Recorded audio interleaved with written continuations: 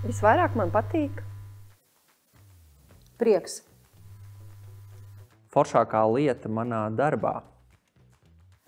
Mirdzošas acis. līdzdalībai vajadzētu. Būt dabiskai. Un līdzdalības lielākais ienaidnieks ir... Vienaldzība. Izturēju. Paldies! Lieliski!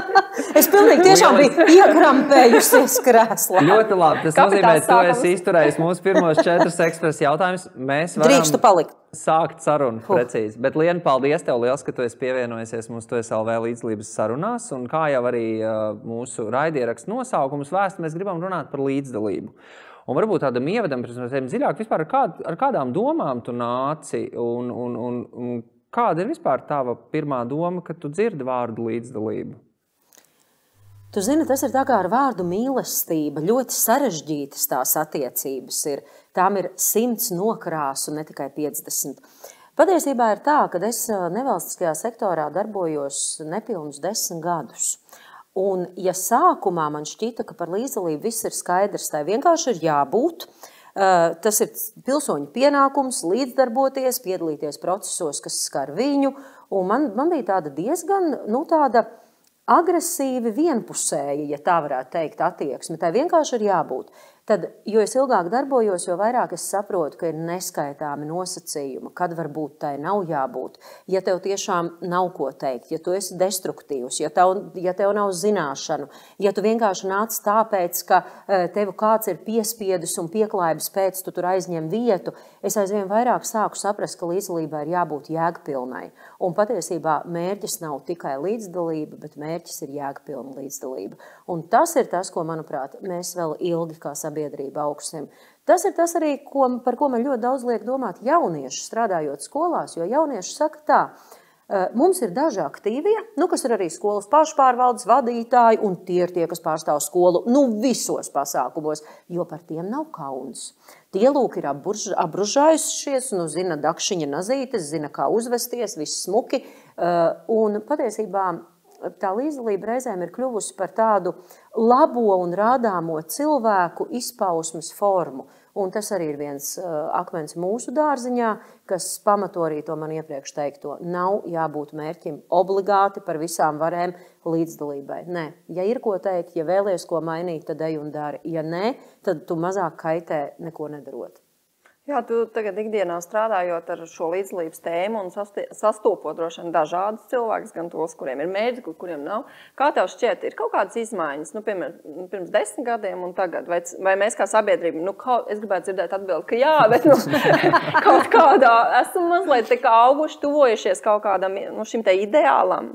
Tā kā šī nav apmaksāta reklāma, es neteikšu to, ko tu vēlies dzirdēt.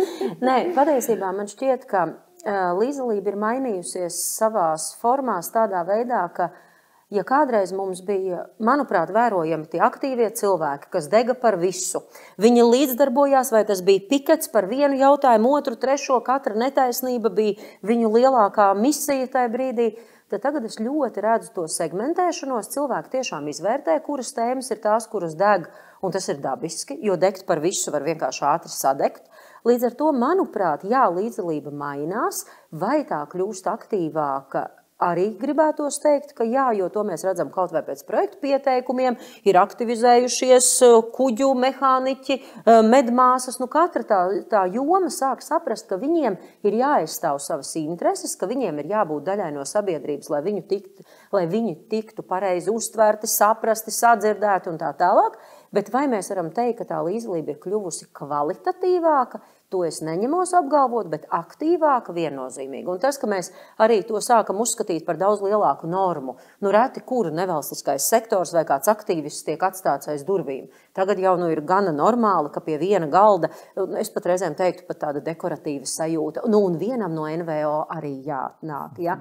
Tā kā par to ok, bet vienmēr mēs sākam ar tādu mazliet ārešķību un tikai tad tiekam līdz saknēm. Jā. Sākumā formu un tad saturu piedzīsim. Jā, piedzīsim. Jā. Tu minēji, Liena, arī tādu ļoti svarīgu vārdu jēgpilna līdzdalība, ja tā ir tā arī viena no atslēgām. Kas varbūt ir tās aktivitātes, ko tu dari savā ikdienā? Varbūt tu vari pastāstīt kādus piemērus, kā tu centies ieviest šo te jēgpilno līdzdalību dzīvē dažādiem projektiem, jo tu strādā arī ar projektiem, ar procesiem. Es izklausīšos pēc tādas nūģiskas skolotājas tagad, bet patiesībā sākot strādāt ar līdzdalību, es sapratu vienu pamatu patiesību, kas īstenībā iezīmēja to ceļu, kuru es eju savā izpratnē par līdzdalību. Un mana patiesība bija zināšanu trūkums. Cilvēki nevar līdzdarboties, ja viņi nezina to jomu, kurā viņi līdzdarbojas, un nezina, kā līdzdarboties. Līdz ar to, tā kā mana ikdiena vairāk ir saistīta ar skolēniem un jauniešiem, tad pamats ir iedot viņiem izpratni, ka pēc šī līdzdalība ir vajadzīga, kas ir tīras zināšanas, kā tiek pieņemta lēmuma pašvaldībā, kā tie tiek pieņemta valstī, kā tas notiek Eiropas Savienības kontekstā, respektīvi parādīt, kā vispār pasaule darbojas. Jo, diemžēl, tas fragmentārisms, kas ir mācību procesā, es ceru, ka tagad ir aizvien labāk, bet sākotnēji tas, ko es redzēju skolā, tas absolūti neradīja izpratni, ka bērns saprastu, kas notiek apkārt. Līdz tādam absurdam, kad kurš ir atbildīgs par lampu nomaiņu skolā, labi, ja pašvaldības vadītājs, bet lielā daļā gadījumu bija ministri un vēl kaut kas. Jā, tieši tā. Un līdz ar to tu saproti, ka par kādu līdzdalību mēs varam runāt, ja tu nesaproti, kurās durvīs klauvēt, un vai tu klauvē īstajās, un vai tā enerģija, ko tu tagad esi gatavs te patērēt, vispār ir pie adresāta. Ja? Līdz ar to mana pārliecība ir, ka jēgpilnums sākas ar izpratni un zināšanām, un tas nebūtu nav viegli, jo tie jaunieši un arī sabiedrības pieaugušie, jāsaka, kur ir apveltīti ar milzīgu enerģiju un ir gatavi iet un cīnīties, es, diemžēl, reizēm saku stop, padomāsim, vai mēs tiešām visu zinām par šo nozari, vai nav jau 10 soļus tālāk kāds pagājis no cita aktīvistu pulciņa, ko varbūt mēs nevis gudrojam divriteni no jauna, bet nākam sarunājamies un skatāmies, kā tikt palekt tālāk, skatoties no tā īstā skatu punkta. Tā kā man šķiet, ka tas līdzdalība un tāds vienkārši ārprātīgs aktīvisms reizēm mums sajūg. Un tas jēgpilnums ir tanī, ka mēs sākam skatīties, kur un kā ir vērts līdzdarboties, lai nonāktu pie tā mērķa. Un tam pamatā ir ne tikai zināšanas, bet arī strateģisks plāns, mērķis izvirzīts, ko tad mēs konkrēti un kādā laika posmā gribam sasniegt. Un aktivitāte un līdzdalība nekādā gadījumā nav vienkārši darbošanās, tāpēc, ka piešķīra projektu finansējumu. Un tad mēs, kā aktīvi cilvēki, zem jebkāda projektu konkursa esam gatavi palīdzt tikai tāpēc, ka tad mēs līdzdarbosimies. Nē. Tev ir jābūt lietai un tēmai, kurā tu esi eksperts, un šī tēma arī ir tava tēma, par kuru ir jācīnās. Ļoti interesanti tu stāsti. Tikai tev sejā nemainījās nekas. Nemainījās. Es tieši domāju, cik svarīgas lietas tu saki un par zināšanām, par to, ka mēs pat reizēm, mēs tiešām aizmirstam, kurš to lampu ir atbildīgs nomainīt. Bet par jauniešiem es tev gribēju prasīt, ja tu strādā, tīri tu te izstāstīji arī par tādu pedagoģisko pieeju arī vispār līdzdalības procesiem. Ko tu redzi, ja mēs paskatītos līdzdalību kā kompetenci, jo mēs tā kā arī reizēm tā skatāmies? Kas varbūt ir vēl tie elementi, kas pietrūkst? Viens ir, tu saki, ir zināšanas, bet vai ir arī, piemēram, kaut kādas prasmes, kaut kādas attieksmes, kuras tu redzi, ka mums ir vitāli šobrīd jāstiprina, lai mēs vispār saprastu, kad mums ir jāpieceļās un kaut kas jāsāk darīt? Es gribētu uzreiz tev teikt, ka tu atkal ņem bišķi pa virsu pa daudz. Prasmes ir ārkārtīgi sekundāras tajā visā. Piedod, visam pamatā ir uzticēšanās, pārliecība, ka tu vari ko darīt. Tās ir ļoti iekšējas kategorijas. Tās ir emocijas, uzskati, lietas, kuras tu nevari ietekmēt vienkārši iemācot rakstīt projektu vai iemācot pareizi vest sarunu ar domas priekšsēdētāju. Tā ir mūsu sabiedrības lielākā problēma, ja mēs runājam par jauniešiem. Viņi nejūtas, tā ir iekšēja sajūta, viņi nejūtas kā svarīga sabiedrības daļa. Viņiem nav piederības sajūta šai sabiedrībai. Kāpēc? Jo viņu balsī šeit nav pietiekama nozīme. Lai ko mēs teiktu, kā mēs mīlam jauniešus un kāda mūsu tagadne un nākotne ir jaunieši. Mīļie, mēs jēgpilnu atbildību viņiem nedodam. Mēs viņus izmantojam dekoratīvi, mēs viņus izmantojam masai. Ļoti bieži paklausies, kas notiek skolās, ir pasākums, tie bērni pat nezinu, uz kurien viņi nāk. kādus jautājumus vai kādu viņu interesi mēs vēlamies sagaidīt. Nav tas iespējams. Viņiem pirmkārt ir jābūt iekšējai vēlmei to darīt un iekšējai ticībai, ka tam ir nozīme. Jo tu zini, mūsdienu mileniāļi nedarīs neko bezjēdzīgu. Tas mēs bijām tie skolā iemācīja būt kārtīgiem, nu tad skolotāji lūdzu atnāk, nu tad es tagad atnākšu. Tagad ir ļoti mazs procents. Cilvēki ciena savu laiku, viņi labāk dara to, kas viņiem patīk. Nevis iet uz vietu, kur piedod viņš neredz ne mazāko jēgu būt. Līdz ar to pirms mēs runājam par prasmēm un zināšanām, kuras mēs bieži vien ar projektu palīdzību sekmējam. Skolotāji palīdz, pašvaldībā notiek dažādas aktivitātes, jauniešu centri, viss ir kārtībā. Prasmes un zināšanas ir vieglākais. To mēs to putukrējumu varam uzlikt. Vai viņš grib to darīt, un vai viņš grib no sirds, un vai viņš tic tam, ko viņš dara. Pretējā gadījumā notiek tas, ko daudzos jauniešu centros man saka, jebkurš pasākums ir izdevies, ja es uzcepu picu. Ārēja motivācija pica, manuprāt, var strādāt īslaicīgi, bet tas nevar būt tāds pamat motivators, uz kuru mēs iesim. Liena, mums šodien nav pica. Es atnācu. Jā, vispār paldies. Es esmu motivēta. Ūdens ļoti garšīgs. Liena, jautājums. Jaunieši un iemācīt līdzdalību. Es saprotu, ka vārds iemācīt arī nav ļoti veiksmīgs. Iepazīstināt līdzdalību, kā parādīt, bet jautājums ir kā? Kā tavuprāt, kā to vajadzētu darīt? Kā? Un varbūt arī kā tu to dari, teiksim, projektos, kurus tu veido procesos? Zini, kā jūs man tā pajautājāt, tad es varētu prasīt, kā jūs iemācījāt bērnam ēst. Tas ir tāpat, līdzdalība ir tieši tikpat dabisks process, jo ne valsts, ne pašvaldība nevienam nepiedara. Mēs to kopā veidojam tieši tāpat, kā ģimeni veidojam. Tieši tāpat, kā ģimenē dalās pienākumu un atbildības, tie dalās sabiedrībā. Bet kāpēc mēs sākam lietot šo vārdu, un tev dabiski izspruka vārds iemācīt? Tāpēc, ka jā, tas nav izdarīts no mazām dienām. Atnāk bērns uz skolu, ģimenē visus lēmumus ir pieņēmusi. Mamma, teica, vecmāmiņa, bērns ir aprūpēts no rīta līdz vakaram. Par kādu atbildību var runāt? Viņš, ir gatavs izslaucīt istabu tikai tad, ja viņam ļauj pēc tam planšetes stundu spēlēt vai izdarīt vēl kaut ko. Viņš ir iemācījies patērēt drusciņu jau bērnībā to visu laiku, mīlestību, visu pārējo. Un, protams, ka skolā zināmā mērā arī ir ļoti ērts skolēns, kas sēž un pakļaujas tai varas hierarhijai, kura, es uzskatu, ka Latvijā vēl ir diezgan tāls ceļš ejams, lai mēs runātu par tādu spēcīgu demokrātijas kultūru skolā. Un ja tas nav skolā iemācīts, tad viņš nonāk tālāk, labi, universitātē pēkšņi viņam prasa viedokli, vai no viņa prasa kaut kādus argumentus, vai vēl kaut ko. Bet viņiem jau var jābūt diezgan pieklājīgiem. Viņam nedrīkst būt spridzinoši vai apgāzoši. Viņiem tomēr ir jāiekļaujās kaut kā ļoti normāli. Un tad sēžam mēs tie ap 40 un sakam, kā tad viņiem to iemācīt? Mīļie, paskatāmies uz sevi spogulī, mēs paši to esam salaiduši dēlī.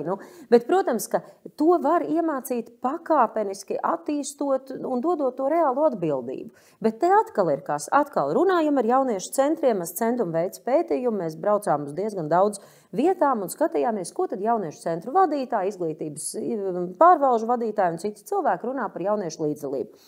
Un tur nāca tik ļoti spēcīgi ārā šī varas runa. Mēs viņus aicinājām, mēs viņiem atļāvām, mēs viņiem piešķīrām budžetu. Mīļie, mums jau galvā ir jāmaina tas uzskats. Tas ir tas, ko mēs kā pieaugušie, mēs it kā ar vienu roku sakam, nāciet, dariet. Līdz ko viņi nokrāso sienas, kā mums nepatīk, paga, skices jau bija jāsaskaņo tomēr, ja? Mēs esam divkosīgi.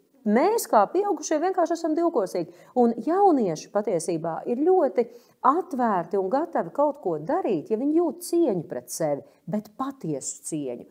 Nevis uzspēlētu, man tagad lika aprunāties. Un cieņa sākas no ikviena pieaugušā. Te nevajag īpaši cilvēku, nevajag atsaukt Vili, Helēnu vai Lieni vai Annu vai Ilzi. Nē, vienkārši sākam runāt un uzticēties viņiem.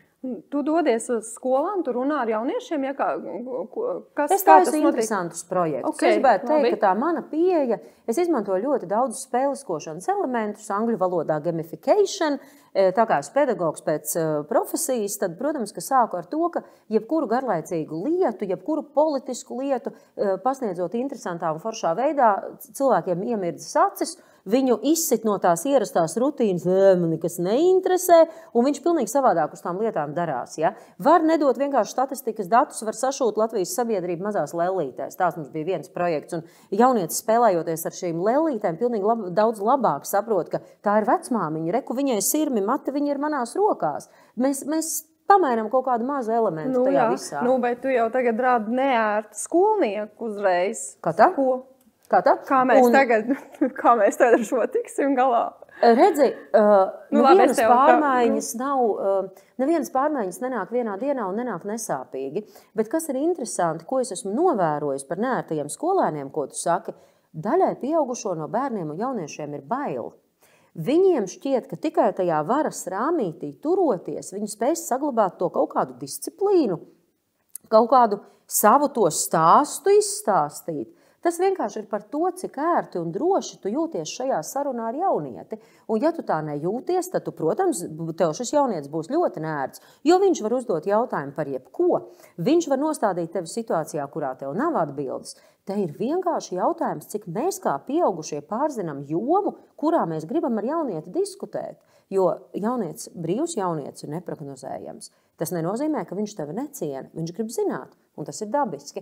Liekot bērnam sēdēt pakāpi zemāk, kārtīgi, mūsu rāmī, iet pauzītē, tad, kad mēs to gribam, nevis tad, kad tas ir vajadzīgs, nozīmē automātiski viņu ierāmēt, un tur nekādu radošumu, brīvību un vēlmi mainīties mēs nevaram prasīt. Tas ir neērts skolēns viennozīmīgi, bet brīvība ir neērta, demokrātija ir neērta. Neviens nav teicis, ka tā ir ērta forma. Bet man kaitina vienkārši, zin kā, tu riktīgi man sacēla tās emocijas par to, ka man ļoti kaitina tie cilvēki, kas saka, jaunieši tagad ir mūsu nākotne, mums tagad viņiem ir jādod. Mīļie, mēs te dzīvojam šodien, visi viens otram blakus. Un īstenībā, kas aizvien biežāk izskan tieši jaunieši, ir tie, kuri saka, hei, nākam uz sarunu. Un ko mēs darām? Nē, uz jauniešu pasākumu man nav laika, un es iešu tagad labāk kaut kur. Mēs jau, tik uz soļu. Jā, bet, es domāju, varbūt, ka tāpēc arī kaut kādā ziņā, es lietošu vārdu mēs, ja, tad tādā veidā simboliski mūsu paudze, piemēram, tu teici, cilvēkiem nav atbilžu. Varbūt tur arī ir tā problēma, ka mums nav atbilžu, un mēs tādēļ izvairamies no šī kontakta. Es nerunāju tieši par šīm konkrētām 3 personām, kas šeit atrodas. Jo mums ir visas atbildes. Mums, protams, ir pilna, un mēs nebēgam ne no kā, ja? Bet tiešām es tā domāju, varbūt, ka tiešām tā ir, ka mums nav šo atbilžu, jo arī mēs esam dzīvojuši kaut kādā ziņā līdzdalības, varbūt vakumā, vai kā to var nosaukt. Nav jau tā, ka mēs pilnīgi neko nedarījām, lai līdzdarbotos savā bērnībā un jaunībā, ja? Bet ka varbūt arī tajā ir atbilde, ka šī tradīcija, mums vienkārši nav šīs tradīcijas, kā ar mums nekomunicēja, mēs tālāk nekomunicējam, tālāk jaunieši, kad būs 40 gadnieki, nekomunicēs, un mēs tā turpinam. Attiecīgi mēs varētu turpināt, ar mums komunicēja, mēs komunicējam, un arī viņi pēc tam komunicē. Tur nav runa tikai par komunicēšanu. Tas, ko tu aizskāri, ir vesela cita tēma, par ko mēs te varētu runāt un runāt. Tev ir pilnīga taisnība, mums nav zināšana. Lielai daļai pieaugušo, ja tu tagad šovakar uztaisītu aptauju, cik Latvijā ministriju, kā sauc ministrus, par ko atbild ministrijas, par jebkuru tēmu pajautā, kā ievēl valsts prezidentu, kādam ir jābūt balsu, vienalga, jebkuru jautājumu šī politiskā sfēra, mums tiešām zināšanas trūkst pieaugušajiem, jo mums to arī nemācīja. Un jautājums, cik šitajā informācijas pārbagātībā mēs mērķtiecīgi attīstam savu izpratni par to, kā strādā demokrātiska sistēma. Mums patīk filozofēt par to visu, bet jautājums, cik ļoti dziļas ir mūsu tās zināšanas un izpratni, lai tu vienam jaunietim, kurš tev saka, hei, kāpēc šitā ministrija nevarētu darīt to vai to, tu apmūsti. Tev tiešām var nebūt atbildes. Tas ir viens, mums nav un trūkst, un tas ir akmens mūsu dārziņā, cik mēs esam zinoši. Otrs akmens mūsu dārziņā ir sarunas, kuras mēs vedam viens ar otru. Cik bieži mēs vakarā apsēžamies un tiešām runājam par būtisko. Cik bieži mēs draugu pulkā apspriežam to, kas notiek politikā, pie tam nevis zākājamies, bet cieņpilni un konstruktīvi apspriežam. Arī tādas kultūras mums nav, jo mēs kaut kā ļoti kautrējamies par politisko pārliecību, par seksuālajām tēmām mēs nerunājam, par ko vēl mēs nerunājam, jo tas taču ir tik dziļi personiski. Īstenībā nē. politiskie uzskati ir tas, kas veido sabiedrību kopumā, un mums ir jāvienojas, mums ir jārunā par tiem jautājumiem. Jā, mēs to nedaram, un mēs par to nerunājam arī ģimenē. Man pirms kaut kādiem pāris gadiem bija fantastiska stunda vienā Latvijas mazpilsētā, kur tēma bija atkal, kā vienmēr, skaidrosim jauniešiem politiku. Un tajā brīdī, kad mēs sākām, tas ir fantastiski, jo tādās nodarbībās parasti skolotāji ir tā, kur ar elkoni bakš, atbildiet taču, un tad, kad viņi neatbild, tad skolotāji metas glābt situāciju, un, diemžēl, lielā daļā gadījumā pasaka nepareizās atbildes, ja, jo ir skaidrs, ka arī pedagogiem nav pilnīgi, kā cilvēks māca, varbūt citu mācību priekšmetu, skaidrs, ka viņš var nezināt kaut ko, tas ir pilnīgi dabiski. Lūk, un tad skolotāji tādā sašutumā, kā jūs to varat nezināt? Un tie bērni ļoti godīgi arī pasaka, bet kā mēs to varam zināt? Tur gan runa bija konkrēti par pašvaldību, jo notika apspriešana un izrādījās neviens no jauniešiem nezina, ka tai pilsētā tiek runāts par to, vai būt skateparkam, vai būt tur vēl kaut kam. Ja, un es izpētīju, ka ir tā apspriešana, un, protams, es sāku ar to, kurš ir piedalījies, un neviens to nezina, un beigās izrādās, kāpēc nezina, jo lielākais naratīvs mājās ir, mums te viss ir slikti. Un vecāki nav teikuši, hei, bet mūsu pašvaldībās šogad tiek nolēmts mainīt tur kaut ko, kaut gan piedodiet, pašvaldības avīze ir katrā paskastē. Tur taču ir uzrakstīts, kas notiek kādā pilsētiņā, ciematā vai vēl kaut kur. Ja? Es arī esmu pārvākusies tagad uz mazu pilsētu un sajūsmināti saņemt to avīzi un izlasu, ka mums ir novus turnīrs, tāds turnīrs un vēl būvēs ceļu, piemēram. Ja? Tas ir jārunā mājās. Ja mēs to nerunājam, kā lai bērns iemācās interesēties par kaut ko, kas apkārt notiek? Un tad mēs aizjām uz skolu un sakam, tagad strādāsim pie pilsoniskās kompetences. Bērns jau ir atrauc no tās realitātes, kas tur apkārt notiek.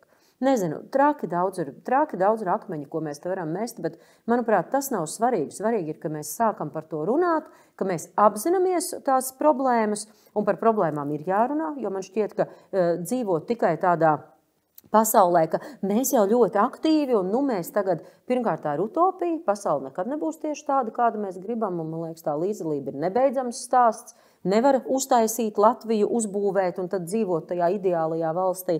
Bet tas, ko man nesen teica viens cilvēks kādā citā diskusijā, un kas man ārkārtīgi iekrita sirdī, ir, ka Latvijai ir nepieciešami spēcīgi ideāli un sabiedriskais izlīgums par to, kāda būs Latvija pēc 40-50 gadiem. Un kamēr tas nebūs, mēs katrs to deķi vilksim uz savu pusi, jo arī vēsturē paskatoties tās sabiedrības, kuras ir spējušas vienoties, ka mēs tagad pacietīsimies, mēs tagad kārtosim savu valsti. Šobrīd būs grūti, būs pat sliktāk kā bija, bet mēs to saprotam, ka mēs to daram nākotnes vārdā. Kamēr mēs tiksim galā ar savām utīm, egoismu, vēlmi patērēt, vēlmi izcelties citu acīs, apliecināt sevi, nevis dot labumu sabiedrībai, manuprāt, mēs darām, bet tas ir vārds jēgpilnums. Cik tas ir par sevi un cik tas ir par mums. Un nevelti, man liekas, par NVO sektoru aktīvistiem bieži vien ir tāds meža dīvainīšu stāsts, ka tie ir cilvēki, kas tur kaut ko iet un dara, bet vienai lielai sabiedrības daļai īsti pat nav skaidrs, kāpēc viņi to dara. Un, manuprāt, tas ir tas jautājums, uz ko ir jāatbild, ko vajag sabiedrībai, un tad mēģināt ar to stāstu iet. Jā, Zini, tas joks, kad reizēm NVO jauc ar NLO, restīvi šos divus jēdzienus. Vajadzēja tev šito pateikt, vajadzēja. Es tā smuki mēģināju. Tā ir, bet starp citu vienā auditorijā arī, kur es biju, un es arī runāju par NVO, es parasti arī pārprasu, jo, kad NVO, jūs zināt, tas nav tas, kas NLO, ja, un tad viena auditorija man ļoti māja ar galvām, ka viņi zina tiešām, kas ir NVO, un tiešām ļoti liels prieks. Bet kā reiz par to es tev vēlējos pajautāt, kā tu redzi, jo arī tas, ko tu stāsti, visi tie piemēri un tas, ko vismaz arī mēs savā darbā redzam, kad NVO ir ļoti liela loma, tīpaši, lai atbalstītu vispār šos te procesus un iedot kaut kādus impulsus. Kā tu redzi, kāds šobrīd vispār ir tāds NVO spēja un vispārējais mūsu, teiksim, veselības stāvoklis, ja mūsu finanšu stāvoklis, vai mēs to varam darīt kvalitatīvi, vai tu šobrīd redzi, ka mums tam ir resursi un pietiekoši mēs kaut kā vispār saprotam to NVO lomu? Tu jau velc tagad atkal galīgā grāvī, man liekas. Zin kā, kapacitāte ir viens, un es domāju, ka mēs to visi varam, bet tu zini, lielāko sāpi tajā visā ir šis finansējums. Jo NVO jau nevar darboties neatkarīgi šobrīd. mēs diemžēl esam spiesti piekārtot, pakārtot, pielāgot, es nezinu, lietot, cik maigu vārdu vēlies, savu darbu konkrētiem finansētājiem, kuriem ir savi mērķi, un tie nav mūsu mērķi. Tie saistās ar mūsu mērķiem, protams, bet tīrā veidā es teiktu, kamēr NVO darbs būs atkarīgs no kāda, no prioritātēm fondu vai no vēl kaut kā, un kas ir pats trakākais, ka bieži šīs fondu prioritātes nav nekā balstīts uz datiem par to, kas sabiedrībai ir vajadzīgs. Tās ir iespējams ārvalstu noteikti, kaut kādi vērojumi, politiski pasūtījumi vai vēl kaut kas, neņemos spriest, bet reizēm man tas tiešām rada izbrīnu. Līdz ar to, manuprāt, NVO jau nav citi cilvēki, tie ir tie paši cilvēki, kas mums ir apkārt. Mēs katrs darām kaut ko NVO sektorā, kaut ko kādā citā sektorā. Bet jautājums ir vienkārši par to, cik ļoti mums ļauj darboties tā sava mērķa vārdā. Un, protams, es uzskatu, ka brīdī, ja kaut kādas funkcijas tiktu deleģētas, pašvaldību funkcijas vai kā valsts funkcijas nevalstiskajam sektoram, tas arī mainītu nevalstiskā sektora lomu un skatu uz nevalstisko sektoru kā uz tiešām kvalitatīvu partneri, un, manuprāt, tas ir tas, par ko cīnās šobrīd lielie NVO pārstāvi, lai tas tā arī būtu. Nevis dot naudu vienkārši tāpēc, lai mēs darītu kaut ko, tāpēc, ka nav forši, ja cilvēks slinko, bet ir labi, ja viņš kaut ko dara. Kā man reizēm šķiet, diemžēl, lasot projektus, ka ir sajūta, mums te bija garlaicīgi, bet mēs te tagad kaut ko gribam vakaros darīt, un tāpēc mums vajag atbalstu. Arī tas ir feini, bet te ir jautājums, ko vajag valstī. Kā mēs ar savu darbu varam palīdzēt valstī attīstīties. Un tas ir tāds sāpīgs jautājums. Kā to izvērtēt, jo NVO skaits jau Latvijā ir milzīgi liels. Jautājums ir, vai viņas nedarbojas no projektu uz projektu, un jautājums ir, cik no tām vispār aktīvi darbojas. Un kā tev šķiet, tu apmēram nojaut, ko mums vajadzētu kā valstī? Tās lietas, kas ir jārisina? Jā. Jā, manuprāt, tur atkal ir jādala, kas ir konkrētās kopienās vajadzīgs un kas varbūt ir konkrētās nozarēs vajadzīgs. Bet mana prioritāte, ja tu man tagad prasītu, reku tev valsts ir tavās rokās dari, tad tas, ko mēs šobrīd kā biedrība arī plānojam darīt un aktīvi pievērsties, ir uzticēšanās vērtībai. Jo es uzskatu, ka kamēr Latvijas sabiedrībā būs tik ļoti zems uzticēšanās līmenis, kā dati to rāda, mēs neusticamies. Mani nošokē, ka mēs pat savā ģimenē lāgā neusticamies, tur līdz nav 100% uzticēšanās. Līdz ar to, kamēr mēs neusticamies viens otram, par kādu valsti mēs varam runāt. Ja? Tur ir tas, ka mums ir jāsāk, un tāpēc man patika tas tavs jautājums, kā mācīt prasmes vai zināšanas, jāsāk ir ar sirdi, ar prātu. Tās ir tās lietas, kas mums ļaus iet un darīt kaut ko arī daudz merkantīlāk, kā mēs darām līdz šim varbūt. Ja? Jo jāsāk ir ar uzticēšanos, ja mēs uzticēsimies sistēmai kā tādai cilvēkiem, ja mēs uzticēsimies savai balsī sabiedrībā, tad arī tas viss būs jēgpilnāk. Jālabo ir lielas lietas. Mums kaut kā patīk šūtos caurumiņus un tās podziņas un tās kaut kādas maliņas apstrādāt, bet ir jāuzšuj tās bikses sākumā. Un kā tu varētu, kā mēs varētu, kāds ir tavs projekts? Kas ir, ar ko sākt? Tātad mēs neusticamies viens otram, jā? Ar ko mēs sākam? Es tev pateikšu atbildi. Un atbilde, es tagad neatklāšos, jo gaidiet, es ceru, janvārī būs atbilde uz šo jautājumu publiski. Bet, zini, ko es pateikšu? Es pateikšu tā. NVO sektoram ir jākļūst zinātniskākam. Tas ir tas, par ko es pati esmu pilnībā pārliecināta. Mums kaut kā Latvijā ir tā, ir zinātnieku pētījumi, ir kaut kāda statistika, dati, teorijas, labi, viņas visas nav pieejamas latviešu valodā, bet mēs visi gana labi runājam angliski un, protams, lasīt angļu valodā varējam izmantot tulkotājus. Paskatāmies, ko saka par šīm tēmām teorētiķi un adaptējam teorijas praksē. Mums nav jāuzskata, ka uzcepot 107. semināru mēs kaut ko mainīsim. Mīļie, sākam pēc būtības, skatāmies pēc būtības, kāpēc kaut ko teorētiķi saka, ka kaut kas strādā vai nestrādā. Un tas ir tas, ko, manuprāt, Latvijas NVO būtu jāiemācās vairāk darīt. Mēs neskapēc uzskatām, ka mēs visi esam praktiķi. Paga, nē, mēs neesam tikai praktiķi. Mēs uzskatām sevi par šīs jomas un nozares ekspertiem. Ekspertīze sastāv no teorijas un no prakses. Tā kā tikai taisot, runājot savā sulā un kaut ko praktisku darot, mēs globāli neko neizmainīsim. Ņemam tālāk kā zinātni. ejam kopā roku rokā, skatāmies. Un, protams, milzīgs spēlētājs tajā gadījumā ir arī valsts, jo tam, uz kurieni mēs vedam, ir jāsakrīt ar valsts prioritātēm. Un tāpēc man ir milzīgs prieks, ka no valsts kancelējai šogad bija projekts par uzticēšanos, gan aizvien vairāk tas jautājums tiek skatīts un pētīts. Bet tur atkal ir nākamais jautājums, kas izriet mazliet arī no tādas pārliecības, kādā pasaulē mēs vispār gribam dzīvot. Un ar to es saskāros nesen, gatavojot arī vienu projektu pieteikumu. Runa bija par pilsonisko līdzdalību, un tagad kā uz to skatīties? Viena zinātnieka grupa uz to skatās no patriotisma viedokļa, ka tev ir jābūt savas zemes patriotam, un tāpēc tā līdzdalība ir vajadzīga. Un cita zinātnieka grupa uzskata, ka mēs visi esam globālās pasaules pilsoņi, un tev ir jārūp lielajām tēmām, kuras ir saistītas ar globālo sasilšanu, ar kaut kādām tādām tēmām. Un tagad, kuram tad ir pareizāks uzskats? Kuram tad ir? Kuram tiek finansējums? Par to ir tas jautājums. Ja? Bet tu saproti, tās, kuram ir nauda, tas pasūta mūzika, it kā mēs to nezinām. Jā, bet te ir tas, ka ja valstī mēs cenšamies kaut kā sevi, vismaz ticam, ka tur netiek pieņemti subjektīvi lēmumi vai subjektīvi radīti likumi, par to nediskutējam, bet kā ir, tā ir, bet tad NVO sektorā, manuprāt, tas subjektīvisms tomēr ir drusciņi reizēm jānoliek malā. Jo mums šķiet, mēs zinām, kā tā lieta ir jādara, un mēs taču gadiem to daram, un mēs esam pirmais cilvēks savā ciemā, un visi mūs pazīst, un mēs ar putām uz lūpām cīnamies. Tā ir kritiskās domāšanas pamatlieta – paskatīties un pārvērtēt, vai joprojām tāpat, vai varbūt jau savādāk. Liene, paldies tev liels par šo sarunu. Laiks ir nepielūdzams. Vai tev ir kaut kas, kas nobeigumā, ko noteikti vajadzētu pateikt? Noteikti vajadzētu pateikt to, ka ir jēga ikvienam darbam, kuru mēs darām, ja vien mēs paši varam atbildēt, kāda ir tam jēga. Ja mēs paši nevaram atbildēt, tad labāk pasēžam krēslā, iedzeram ūdeni un padomājam, kāpēc mēs ko darām. Un tad ejam un darām. Paldies, Liene. Uz redzēšanos.